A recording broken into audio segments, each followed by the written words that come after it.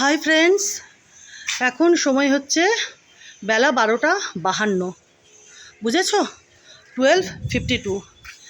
কদিনের টানা বৃষ্টির পরে আজ খুব সুন্দর রোদ উঠেছে। দেখো আকাশখানা, দেখো বন্ধুরা, দেখেছ? দেখতে পাচ্ছ? চতুর্পাশের আকাশখানা দেখো, পরিষ্কার ঝকঝকে আকাশ, আকাশে তুলোর মতো কত কত মেঘ। দেখো, রোদখানার খুব দরকার ছিল, বুঝেছো বন্ধুরা? টানা বৃষ্টি, টানা বৃষ্টি। তো এই যে যথারীতি তোমাদের বলেছিলাম না, জেম বাবু, আলে বাবা রে, দেখো আমার গুন্ডা বাচ্চা, দেখেছ? নেড়োবাবু এসেছিল, নেড়োবাবু এখন গেল ঘরে একটু আগে, এখন না একটু আগে।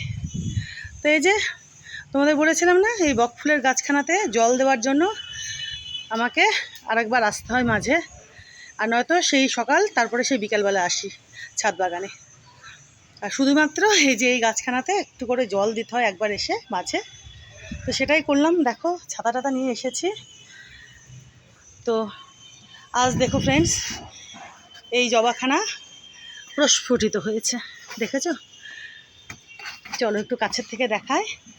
এই যে দেখো, কি অপূর্ব, কি অপূর্ব, দেখেছ?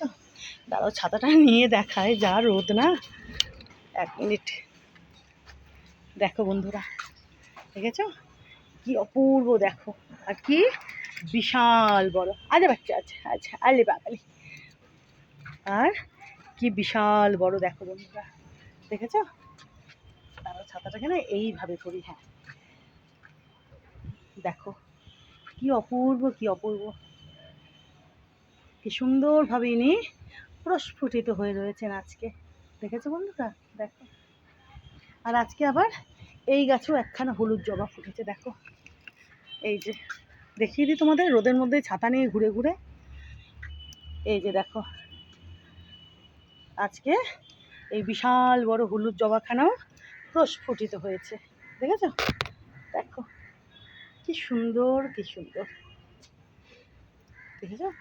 দেখো ছাতা নিলেও না রোদ লাগছে পায়ের দিকে। চলো আমি বেশিক্ষণ না, একটুখানি তোমাদের ঝটপট দেখিয়ে দিই। দেখো কি অপূর্ব হলুদ জবাখানা,